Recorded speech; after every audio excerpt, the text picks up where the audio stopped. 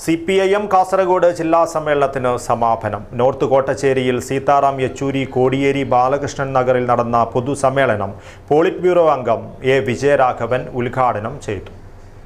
നിങ്ങളുടെ സ്വപ്ന ദിനങ്ങളെ അവിസ്മരണീയമാക്കാൻ ശുഭമുഹൂർത്തങ്ങൾക്ക് ശോഭയേകാൻ ഇനി ശോഭിക മാത്രം. Shobhika weddings big mall Kanhangad. CPIM Kasaragod ജില്ലാ സമ്മേളനത്തിന് നോർത്ത് കോട്ടച്ചേരിയിൽ നടന്ന പൊതുസമ്മേളനത്തോടെ സമാപനം. പ്രത്യേകം തയ്യാറാക്കിയ സീതാറാം യെച്ചൂരി കോടിയേരി ബാലകൃഷ്ണൻ നഗറിൽ നടന്ന സമ്മേളനം പോളിറ്റ് ബ്യൂറോ അംഗം എ വിജയരാഘവൻ ഉദ്ഘാടനം ചെയ്തു. കാർട്ടൂണിസ്റ്റ് ഗാന്ധിയെ ഒരു ആന പാപ്പാനായിട്ടാണ് ചിത്രീകരിച്ചത്. തൊട്ടു പിന്നിൽ ഒരു ആനയുടെ മുന്നിൽ പാപ്പാനായി മഹാത്മജി ഓടി ഒളിക്കുന്ന സൂര്യനസ്തമിക്കാത്ത ബ്രിട്ടീഷ് സാമ്രാജ്യത്വത്തിന്റെ ബ്രിട്ടീഷ് മഹാരാജ്ഞി, അതിനപ്പുറത്ത് ബ്രിട്ടീഷ് പ്രധാനമന്ത്രി പേടിച്ചോടുകയാണ്. ആരെ കണ്ടിട്ട്? അടിമയായി കിടക്കുന്ന രാജ്യത്തിന്റെ പോരാളിയെ കണ്ട് അവരോടുന്നു എന്ന് ഒരു ഇംഗ്ലീഷ് ദിനപത്രം ഇംഗ്ലണ്ടിൽ പ്രസിദ്ധീകരിക്കുകയാണ് കാർട്ടൂൺ.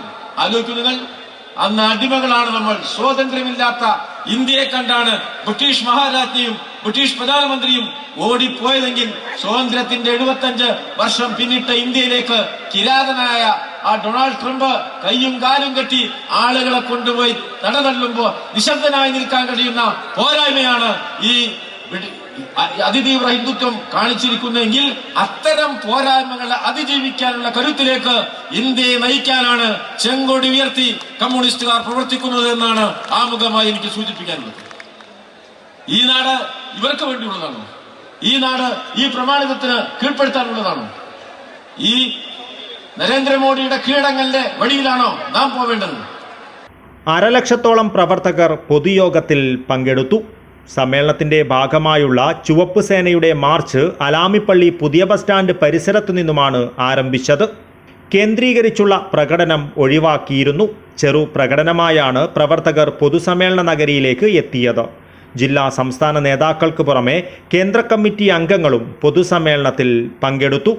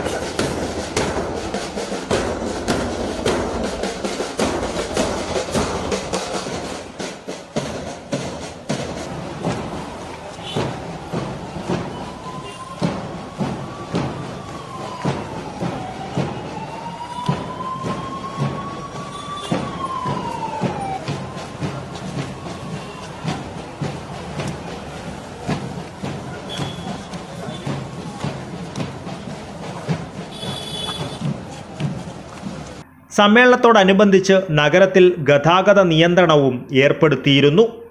News bureau, Kasaragod.